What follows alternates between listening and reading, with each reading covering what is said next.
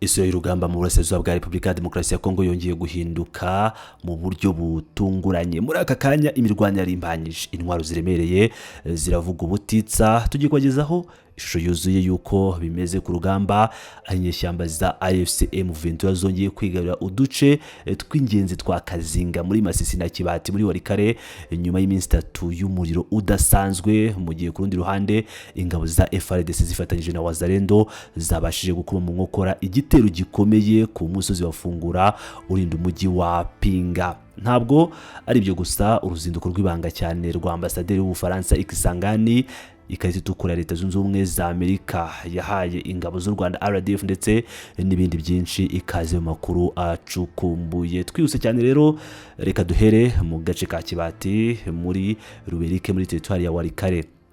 Tekereza ubaye uri muri aka gace, aho kuva kuwa gatandatu tariki 28 Gashyantare kugeza uyu munsi kuwa kabiri tariki ya 3 Werurwe 2026 abaturage batigeze basinzira. Iminsi 3 yikurikiranye y'imirwano ikaze hagati y'inyeshyamba za AFC M23 n'ingabo za leta FARDC zishyigikiwe na Wazalendo. Nk'uko amakuru agera kuri Actualité.cd abivuga, ibintu byahinduye isura. Ingabo za leta na Wazalendo zari zabashije kwigarurira igice kinini cya Kibati mu mpera z'icyumweru, zisanzwe zihanganye n'ikibazo gikomeye. Biba ngombwa ko zisubira inyuma cyane zerekeza mu byaro bya Miba na Mungazi. Uku gusubira inyuma kukaba kwasize icyuho kinini, maze mu kanya nk'ako guhumbya inyeshyamba za AFC M23 zitazongera kwigarurira ibindiro byose zari zambuwe. Ingaruka ni zose. Ubu tuvugana urujya n'uruza mu muhanda uhuza Mungazi na Kashebere rwahagaze burundu. Tekereza amagara y'abagenzi n'abatwara ibintu baheze mu nzira, amamodoka yabo aparitse ku mpande zombi, Imungazi no muri Kashebere, bose bahanze amaso ikirere bibaza niba isasu riri buceceke kugira ngo bakomeze urugendo rwabo. Imibereho irakomeye, inzara n'impungenge mu baturage b'abasivile bikomeje kwiyongera muri uburasirazuba bwashegeshwe n'intambara. Masisi, Kazinga yongeye kugwa mu maboko ya M23. Tuve muri Warikare twinjire muri teritwari ya Masisi mu gace ka Nyamaboko ya mbere. Kuri uyu wa kabiri mu masaha ya mbere y'igitondo, umuriro wari watse muri Ruziri mu cyaro cya Kazinga, agace k'ingenzi cyane kari kamaze ibyumweru 2 gusa mu maboko y'ingabo za leta. Inyeshyamba za AFC M23 zaturutse mu byerekezo bya Ndete na Kasopo, zagabye igitero simusiga mu rukerera. Urukurikirane rw'amasasu n'urusaku rw'intwaro ziremereye rwamaze igitondo cyose. Ahagana mu masaha ya nyuma ya saa sita uyu munsi tariki ya 3 Werurwe, M23 yongeye kwishingikiriza iki cyaro cya Kazinga. Kuki Kazinga ari ingenzi cyane? Si yo gusa y'ingenzi cyangwa ibanza, ahubwo n'urufunguzo rw'imirongo y'urugamba. Ufashe Kazinga ufunguye inzira ijya Buhimba muri Walowalo, Yungu na Warikare, ndetse n'umuryango ujya mu gace ka Katoyi mu majyepfo ya Masisi. Uku kwigarurira Kazinga kukaba guhesheje M23 gukomeza ibirindiro byayo mu nyabutatu y'ubwirinzi, icyo bita triangle strategique ihuza Buhimba, Katoyi na Kazinga. Ibi bivuze ko bafite ingufu zo gukwirakwiza ibitero byabo mu bindi bice, mu zindi teritwari n'imidugudu nka Walowa Yungu, Walowa Uloba na Walowa Luwanda. Ni ukuvuga ko amasasu n'ukwimuka kw'abaturage bishobora guteza bishobora gukomeza bigakurura akaga gakomeye mu by'ubutabazi. Muhetoho ijambo ry'imbunda nijoro, ubwoba ku manywa. Tumaze kubona iby'intambara yeruye, reka turebe ukuntu ubwoba bwugarije umujyi wa Muheto mu murenge wa Bashari Kayembe nawo muri Masisi. Iki ni igice kigenzurwa na AFC M23, ariko ijoro ryo ku cyumweru rikira kuwa mbere ryabaye ijoro rikomeye cyane. Bivuga ko abarwanyi ba Wazalendo bagabye igitero gitunguranye mu gicuku muri uru rurembo. Kurasana gusakirana hagati y'impande zombi kukaba kwaraye gukwije ubwoba bwinshi mu baturage b'abasivile. Ku wa mbere wose muheto yasaga n'umujyi wapfuye rwose. Abaturage bakaba baririrwanye ubwoba bifungiranye mu nzu zabo, nta munyeshuri n'umwe wagaragaye mu nzira ajya ku ishuri. Ubucuruzi bwose, amaduka, resitora ndetse n'amafarumasi byose byari bifunze. Kuri wa kabiri mu gitondo haragaragara agahenge cyane. Ni ukuvuga ngo ibikorwa byatangiye gusukurwa mu buryo bwa nyirarureshwa.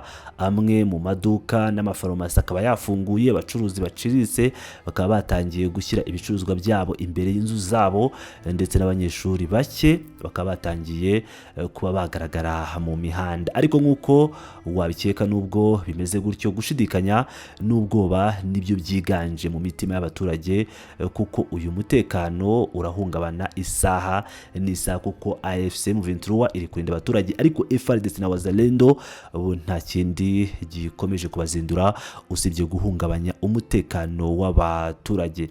Fungura aho pinga, ingabo za leta zikaba zakomye mu nkokora M23 kugira ngo twumve ko urugamba ari balance. Ni ukuvuga ngo ntabwo ari M23 gusa itsinda, nk'uko hari abakunda kuvuga ngo abandi ntabwo babikoreye amagi. Reka tujye ku musozi wa Fungura witegeye Katobi muri Banakindi. Ku wa mbere tariki ya 2 Werurwe, inyeshyamba za AFC M23 zaturutse mu gace ka Meti zigaba igitero simusiga ku birindiro bya FARDC na Wazalendo.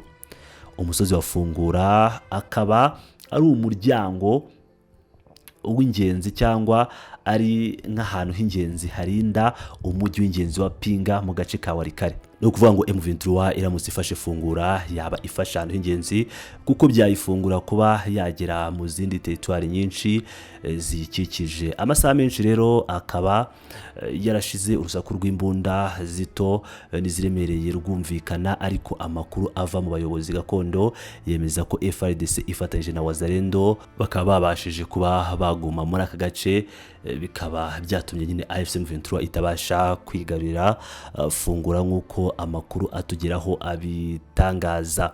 Ni ukuvuga ngo nk'uko abo bayobozi babitangaje, aba ba Wazalendo n'aba FARDC bahanganye n'icyo gitero, baragikomera ndetse basubiza inyuma M23, biba ngombwa ko inyeshyamba zisubira mu birindiro byazo bya mbere. Ubipinga bose bakaba baryamye amajanja biteze ko igitero gishobora kongera isaha iyo ari yo yose. Reka noneho twerekeze muri Warikare ku kibuga cy'indege mpuzamahanga Bangoka. Ikibazo cya mbere umuntu yakwibaza ni iyihe role rwihishwa abanyamahanga bari gukina muri ibi byose. Twageze mu makuru y'uruzinduko rw'ibanga rikomeye cyane, aho imboni zacu zatunze ijisho ambasaderi w'Ubufaransa muri Repubulika ya Demokarasi ya Kongo, Bwana Remy Maresho. Amakuru yemeza ko yageze Kisangani saa 9:10 z'amanywa, ahita haguruka saa 11 z'umugoroba. Ngira ngo mwumve yahamaze igihe kitagera ku masaha 2, isaha 1:50 gusa. Yaraje gukora iki muri icyo gihe gito cyane? Mu ruzinduko rwihuse cyane akaba yasuye ikigo cya gisirikare cya Bahuma. Hano niho abatoza b'ingabo z'Ubufaransa bari gutanga amahugurwa akomeye ku ngabo za FARDC. Ibyo bikaba biri mu masezerano y'ubufatanye mu bya gisirikare ibihugu byombi byashyizeho umukono muri 2024. Uku gutoza FARDC mu gihe intambara ikomeje kugenda itutumba ahantu hose byerekana umugambi ukomeye wa Paris muri Repubulika Iharanira Demokarasi ya Kongo. Mu gusoza amakuru yacu, reka turebere hamwe ibyaranze uyu munsi. Ikarita itukura kuri RDF. Leta z'Ubumwe za Amerika zikaba zafatiye ibihano bikomeye ingabo z'u Rwanda RDF. Ibi byakomeje kugenda bivugwa cyane n'abantu benshi bagiye batandukanye, yaba muri Repubulika ya Demokarasi ya Kongo, abadepite n'abasenateri bo muri Leta zunze Ubumwe za Amerika ndetse n'abandi bantu batandukanye. Bikaba ari ibintu byakomeje kugenda bivugwa kuri Washington ko yatanze ngo ikarita itukura kuri RDF cyangwa ku ngabo z'u Rwanda cyangwa ku gihugu cy'u Rwanda, nk'uko amakuru akomeje kugenda atugeraho. Abarimo Denis Mukwege bakaba bari kubyinira ku rukoma ndetse n'abandi batandukanye, ariko Denis Mukwege yavuze ko ibihano bidahagije ngo hakwiye kuba hafatwa ibindi bihano bikakaye.